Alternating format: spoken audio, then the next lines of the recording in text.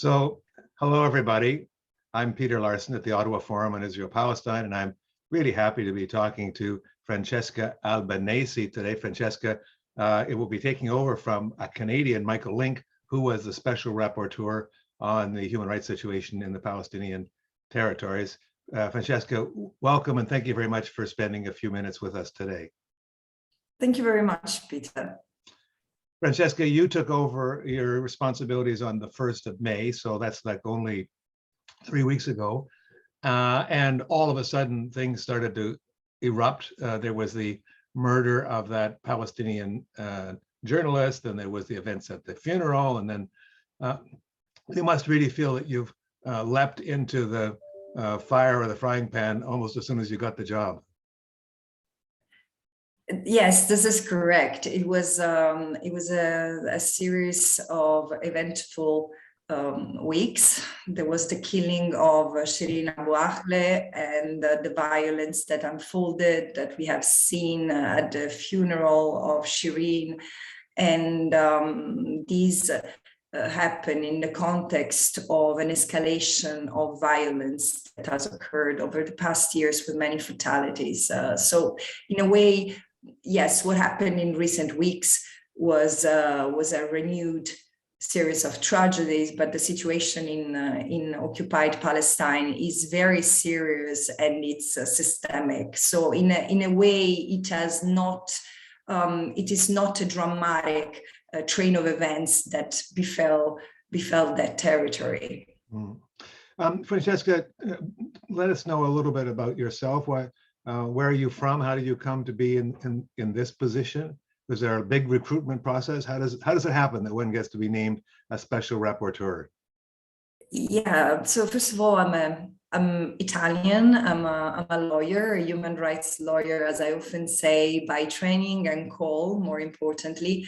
And I've worked for over a decade with the United Nations, the Office of the High Commissioner for Human Rights first, and then UNRWA, the agency working with and for Palestinian refugees in the Near East.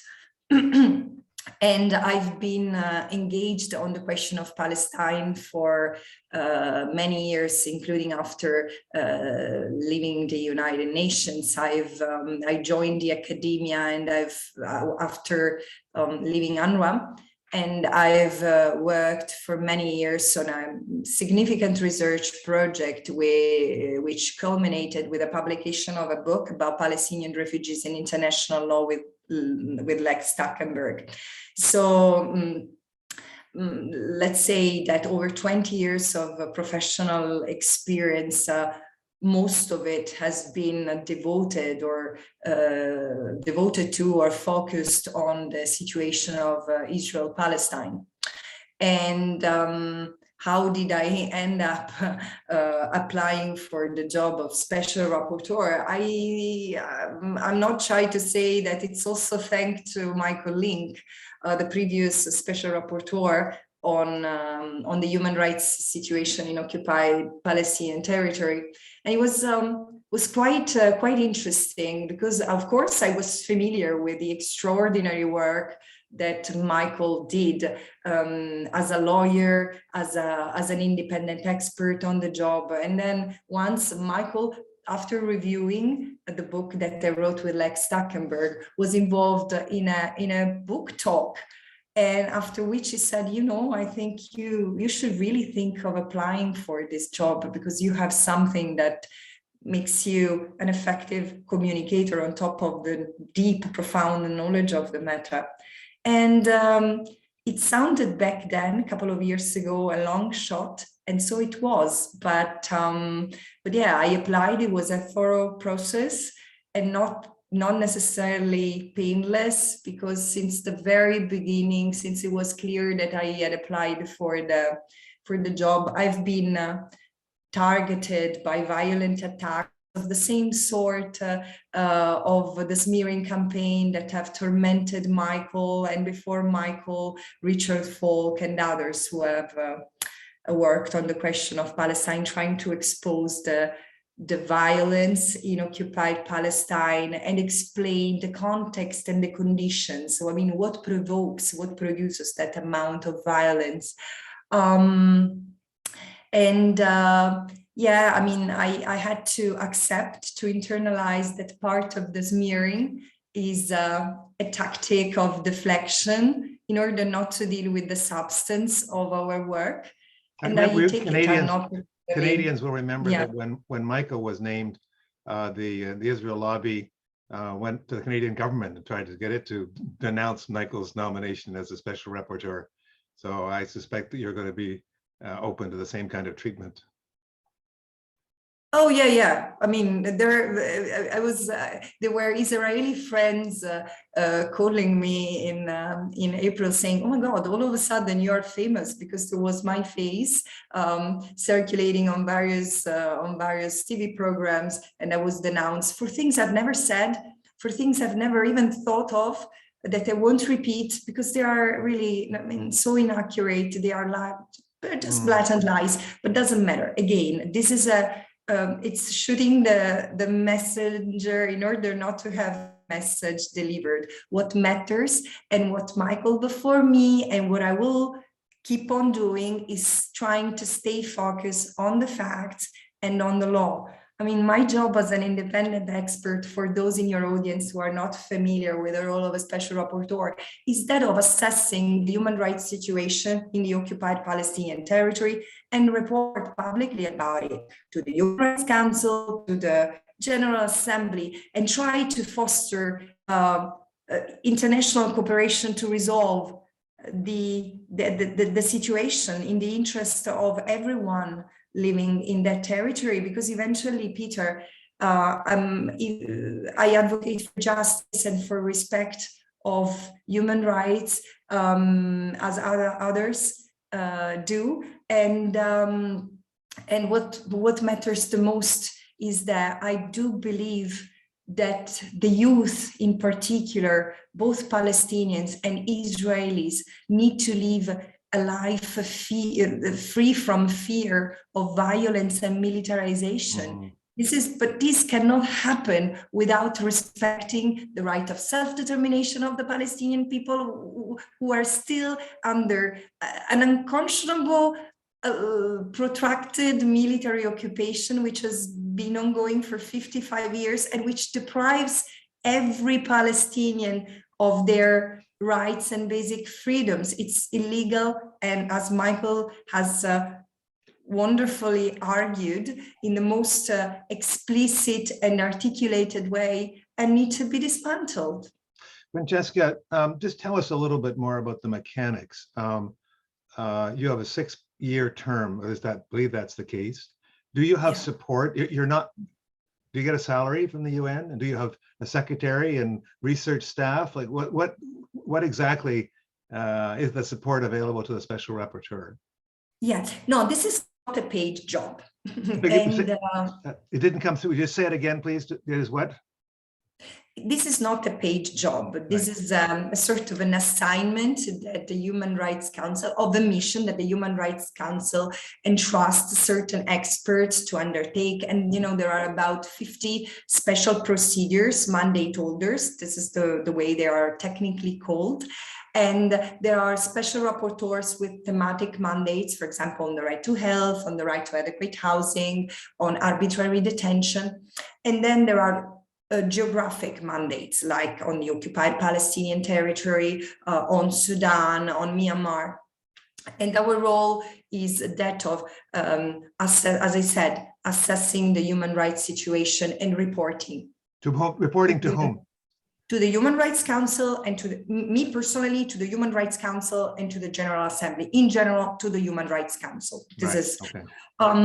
And the kind of support I have, OHCHR provides secretariat support to the special procedures mandate holders. And so I'm blessed with fantastic staff. There are 2 people, but not full time. So in total, I have 1 person assisting me. And but more than anything else, what matters is the support from civil society and including states who provide information, who allow through their cooperation to carry out the mandate. Now, one main challenge with this, among many, with this mandate is that the State of Israel does not extend its cooperation to the Special Rapporteur on the Occupied Palestinian Territory. So what you're saying there is when you go there, they're not very helpful. Is that right? No, it's when others before me have tried to go, Israel has prevented them from doing so. I mean, Richard Falk was even arrested, which is quite shocking. By the Israelis. Yes. Yeah. Yes, he was arrested and detained for I can't remember how many hours, but it was a significant time he was detained. And we are talking of a senior emeritus international law professor, very well known for his engagement and his scholarship. So we don't deserve this treatment, but of course I understand Israel is not interested in having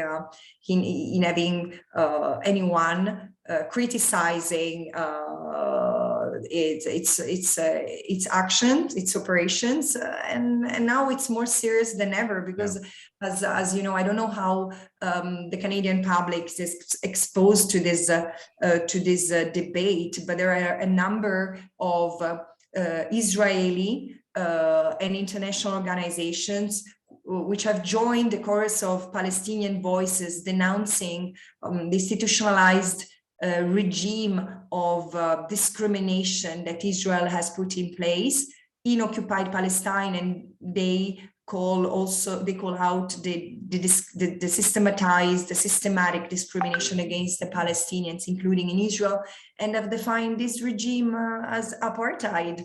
Michael is the first within the UN who have articulated why the situation, at least in the occupied Palestinian territory, which was under his mandate, now mine, constitutes apartheid. And so it's a crime and is to be dismantled. There is no way to make the apartheid better, as Nelson Mandela used to say. Francesca, going forward now, you have a work plan. What do you see do you have a deadline by which time you make some kind of report? I think Michael had themes for his report. How do you think that you're going to carry out your mandate? Yeah, I think when I often say that I will take forward Michael's legacy. I do see that John Dugard, Richard Falk, and Michael Link have been three very different but equally inspirational and path-breaking independent experts. So I'm inspired and guided by their example. I'm particularly inspired by Michael's work of having thematic focus for its report. And it's important because not only I think it has allowed to break the cycle of reports on incidents that, over a protracted situation like the one in Palestine might be difficult to follow. There is this sense of fatigue in international community, so the attention goes down. Michael has been brilliant because he focused the attention on patterns and trends that needed to be addressed, like calling out the settlement as a war crime, or the collective punishment imposed through the occupation on the Palestinians, calling out the legality of the occupation. I want to continue that kind of engagement through thematic reports, but also I don't want to step back from where the debate is now. So there is this, as I was mentioning, this civil society engagement on explaining and trying to bring the apartheid to an end. And of course, I don't want to depart from that. But there is one thing, for example, which for me is very important. I just circulated a call for submission for my first report, which is due by the end of summer to the General Assembly, and it's going to be on self-determination. Why self-determination? Because on the one hand, this is something that Michael has repeated as over and over as fundamental, as a must to address, I mean, a right that must be realized before anything else, because I see this is the right of the rights. It's also common Article 1 to both the Economic, Social and Cultural Rights Convention and in Convention on Civil and Political Rights. But also, Peter, neither Human Rights Watch nor Amnesty International have dealt with these fundamental rights for their own reasons. I mean, I think that their work is brilliant, but needs to be completed. And this is what the task that I want to take on as I start my mandate, explaining what the right is, and also reminding the international community that it's not enough to say, oh, there is a peace process, because the peace process in any case is not there, but the self-determination, it's a right that is to be executed immediately. The Palestinians do not have to prove to be worthy of. And the very existence of a 50-year-long occupation, 50-year-old occupation is a violation of the right of the Palestinians to choose their political future, administer their resources, and exist as a people. Well, Francesca Albanese, you sound like you've got some work set out ahead of you. We'll look forward to seeing your first report, which would be presented somehow to the Human Rights Council and then to the General Assembly in the fall. Is that right? Partially, yes. The first report goes to the General Assembly, and then there will be another report on in March to the Human Rights Council. But I'm not going to tell you what it's going to be about, because I hope to be interviewed again ahead of it. We would be happy to bring you back, and maybe once you've got a few reports under your belt, we can do a webinar with you where instead of spending 10 minutes, we can spend an hour and people get the chance to ask you questions. Francesca, thank you so much. And we will look forward to maintaining contact with you going forward. Thank you very much, Peter.